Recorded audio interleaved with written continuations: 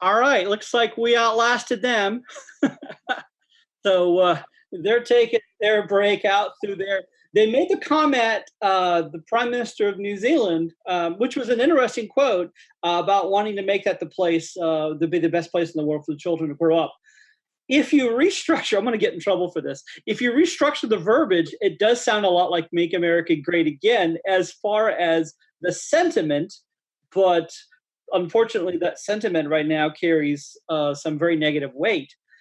Having said that, um, being the goal of being the place that you want to raise kids and being the pro-life party, being creating not just policies, but the community where life will thrive and where you want to bring in children. How do we do that? How do we go beyond concept and make that alive?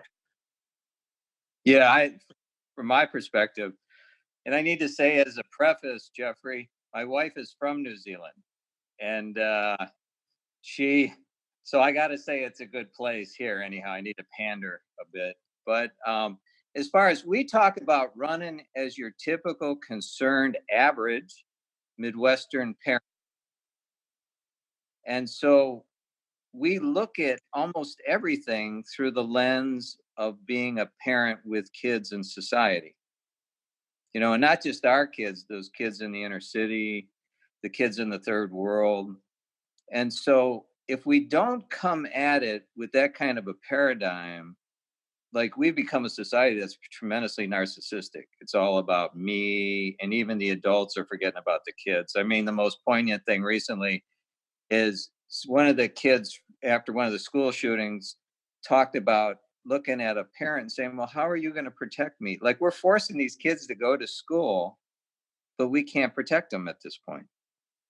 So it's gotten to the point where, as parent, and that's been my consistent message throughout this show right now, is that we need to put aside our own comfort, whether that's moving back into the inner city or it's turning the air conditioner off and being a little hot for a while, so that these kids have a planet to live on, or so the kids in the inner city have a peaceful place to grow up in and not a gang war zone, or that these people on the border with their kids are not going to be lying on the bank of that river drowned.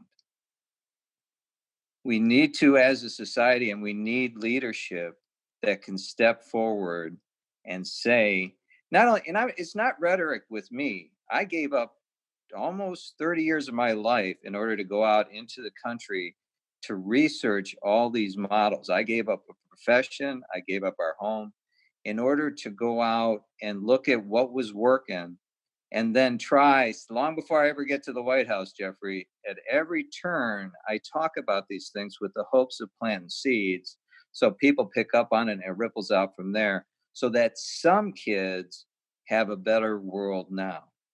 Hopefully, as president, that will increase with an exponent of 100. But that's what's needed right now. It's people that need to sacrifice and not talk a good game from some stage somewhere, but to be living. It's that Gandhi, you have to be the change you want to see in the world. And I think I've heard that enough in the ASP. Amar talks about it actually a lot when he's down at the soup kitchen in Chicago doing something. It's the people. It's like you going to the church in Atlanta because you want to further your understanding around racial problems and how to solve those. So it's people like yourself and Amar, and I'm not placating at all, and people like myself that were willing to go out and to sacrifice some of our comfort in the next Monday night football game and go do something to make it a better place for the kids. And so that's where I'm coming from with this campaign. All right.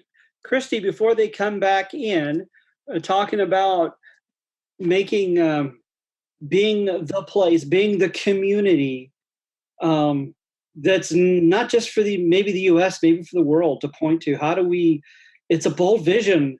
Give me all the answers. Oh, okay. Well, all the answers is we need to be consistent. We need to, I was like, kind of giving, I wasn't even sure who said it because my TV and your audio aren't synced up, but whoever was like, we need to make America a great place to raise a kid. Well, how about we start with making America a great place to have a kid? And that plays into a lot of things, not just being pro-life, not just abortion. That plays into healthcare, that plays into childcare, that plays into maternity leave, that plays into a lot of things. And I think the basic thing is to be consistent and to respect humanity. And we've just gotten so far into our culture of dehumanization that it seems hard to be like, this would be a good place to raise a kid. But people hate kids. But why do people hate kids? Because people dehumanize kids. Well, why do people dehumanize? And we just need to kind of break that down and start building it back up.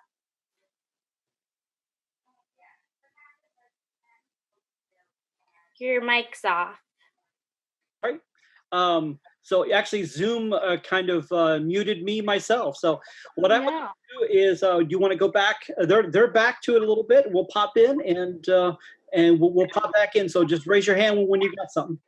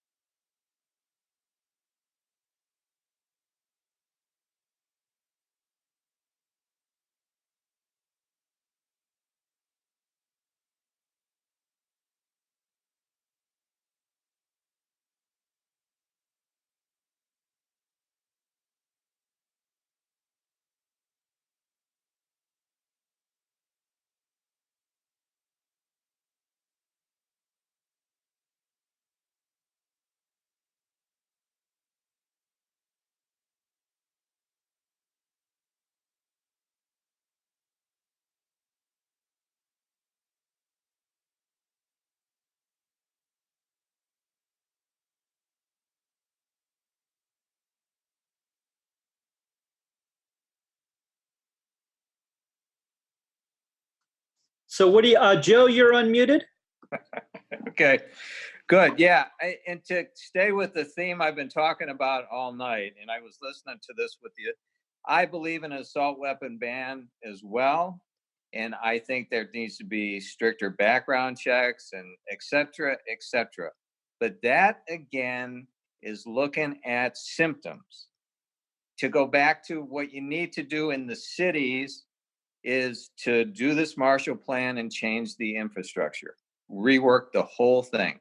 When it comes to the schools, we went to Wilmington College in Wilmington, Ohio, and they have a peace studies program there. And Jeffrey, what they did was they put, if you look at the profile for these school shooters, as an example, most of them are loners. A lot of times they have been shunned in school, or they've been made fun of, or whatever that is. What this group does is it goes into schools on a weekend and it takes the leaders of the different cliques in the school, whether there's the jocks or the kids that do drugs or whatever it is, they bring them all together in this intensive group interaction. And they start to break down barriers to show, number one, that these kids all are pretty much the same at the heart of things, and they all have their teenage angst, and they have fears in general, and they have tough homes and whatever that is. And by building a culture of peace and harmony in the school, and I'm not being Pollyannish, but with this kind of program, if you started to replicate that all around the country, you would impact the school shootings, but more than that, you would impact the culture of the schools themselves. And by extension, as the kids grow up and they learn about conflict resolution and getting along, and some of that, you were just talking about some of the racial reconciliation. As they learn those things, because they're sometimes not getting it at home, that starts to change the culture at its roots. And so here's another extremely good model that, again, could be replicated in schools and counties all across the country. And that's just one of 20 to 30 things we've researched in order to impact that culture. So then you're not just looking at putting more security in the schools and putting better locks on the doors during shooter situations. You're looking at putting better kids in the school. And that's really the answer. It's just a tougher one. But at some point, if we don't look at that, our kids are going to be continued to be killed. It's just that simple. So that's my take. I think they're looking at Band-Aids. They're putting Band-Aids on symptoms with this rhetoric right now that they're talking about from the stage. Okay. So Christy, he was talking a little bit about going at the root problem as looking at gun violence beyond. So what are your thoughts now? Joe and I'm going to take a guess that Joe and I are older than you, and we may have gone to school before you did. I graduated '83, and I'm not going to guess when Joe did. But gun violence has continued, and I would guess during the times you were in school, college and high school, that had continued to grow. So what is your perspective on this, on how do we remedy this, and what are the root causes? Sure. So yeah, I think was born after you both finished school. Sorry.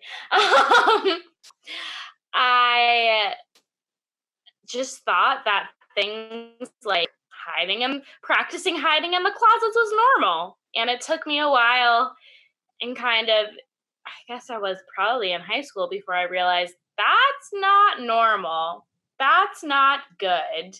But those are the things we did going to school. I was in school during the DC Sniper event, where our whole area was and that shaped me as I was 7 when that happened.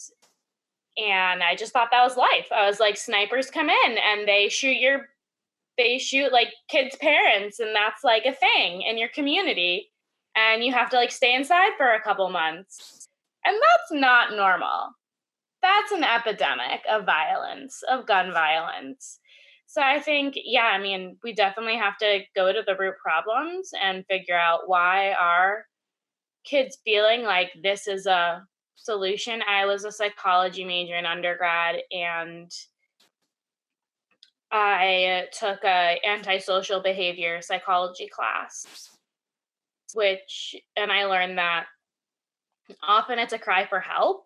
Often it's kind of a almost suicidal inclination where you want the police to kind of come in and shoot you, so you start enacting violence on others. So I think that's all definitely things we need to address. But I think also, of course, common sense gun laws are a good idea.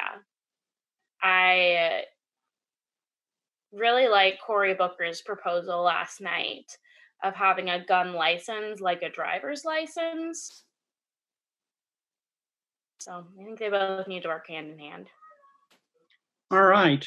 I put you guys on the hot spot. Looks like Joe's got something. Joe, yeah, let me just back on. As an addendum to what Christy was talking about, I was a counselor for 10 years, and I specialized in dysfunctional family systems. And the other thing that needs to be looked at in our society is you have a whole lot of kids coming out of homes right now with parents that are addicted to all kinds of different things. And there's a tremendous amount of dysfunction in the families. Well, what happens with kids and the families on a psychological level is if it's not safe, say, for instance, there's a father who's alcoholic and extremely abusive. It's not safe for the kid to express the anger he's feeling towards the father coming home drunk and abusing the mother or whatever it is. He internalizes the anger, holds it in. and he holds in more, and he holds in more.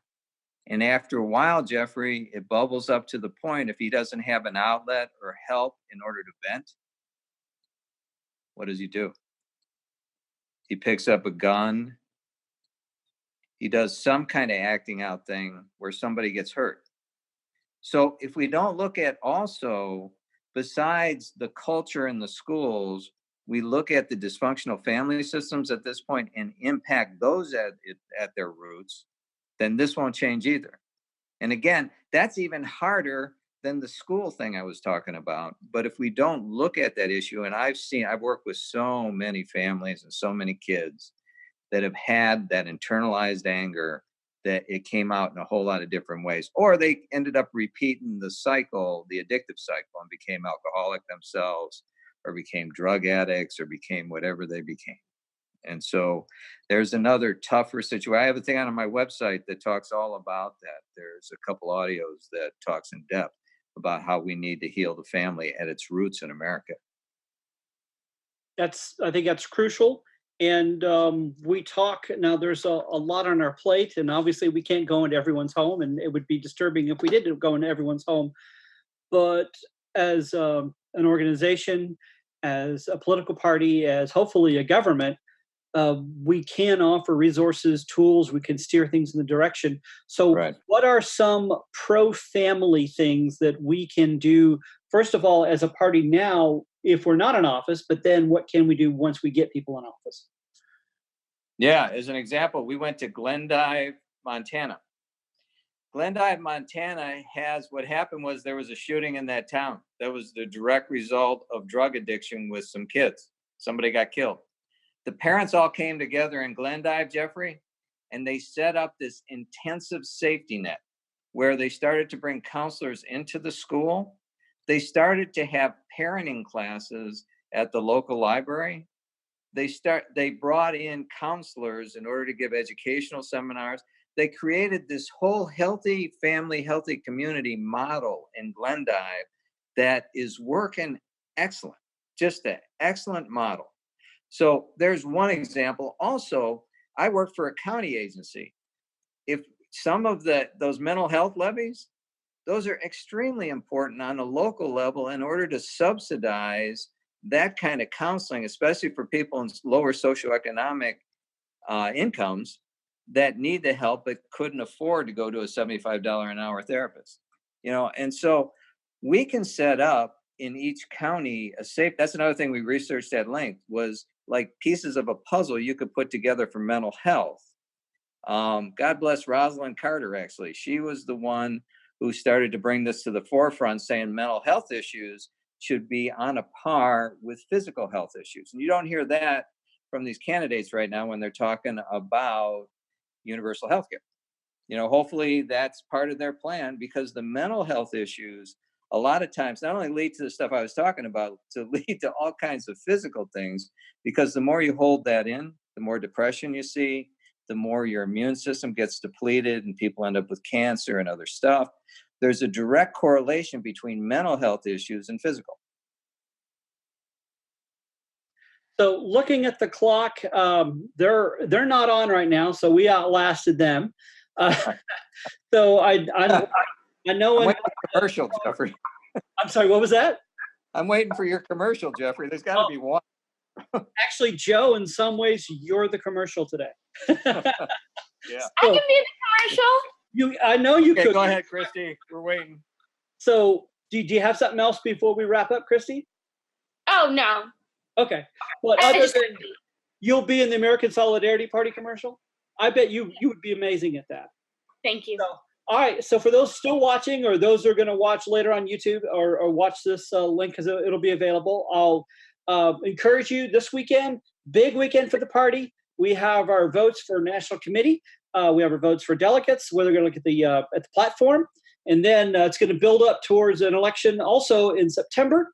And we're going to set who our presidential candidate is. We're going to be driving that home. Now, we have a year, obviously, to the presidential election, but there's so much to do. And we have a lot of work to do. But we have a lot of talented people in the party. So it may seem early to get these things lined up, but because they're so important, we want to take the time and craft this and present this in the most positive, savory light that we can while being truthful and to have the biggest impact. So thank you for watching. Thank you very much, American Solidarity Party. We'll do this again. Joe, you were amazing. This was last minute for Joe, but Joe's done this stuff before, so we'll just throw a mic in front of Joe, and he's good to go. Hey, I'll tell you, here's the commercial, Jeffrey. Vote Joe. Also, Jeffrey, just as an addendum one more time, I appreciate you taking the time to do what you did. I know that probably wasn't easy on your end, so thanks. Not a problem. Hey, American Solidarity Party, we will see you soon. Bye-bye. Good.